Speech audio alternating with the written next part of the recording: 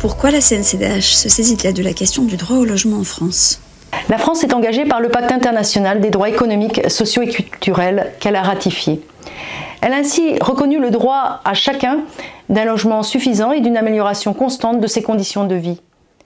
La Commission nationale consultative des droits de l'homme, en sa qualité d'institution des droits de l'homme, a donc le devoir d'alerter le gouvernement lorsque ce droit n'est pas respecté ou lorsqu'il régresse.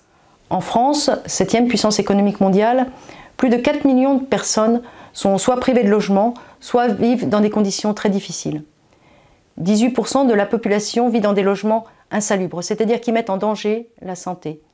Qu'il s'agisse de questions d'humidité, de sanitaires défaillants, de plomb dans les canalisations, de passoires thermiques. Quelles sont les principales raisons de la non-effectivité du droit au logement en France ? La CNCDH a mis en évidence dans cet avis les choix collectifs qui ont conduit à financiariser le secteur du logement, comme s'il s'agissait d'un bien marchand comme un autre.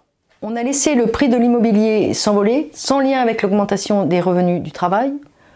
On a laissé le développement de plateformes touristiques sans contrôle. On a laissé les loyers augmenter sans maîtrise suffisante. Ce qui est très paradoxal, c'est que nous avons des lois qui pourraient vraiment être porteuses de solidarité, mais elles ne sont pas suffisamment appliquées. C'est le cas de la loi DALO, le droit au logement opposable.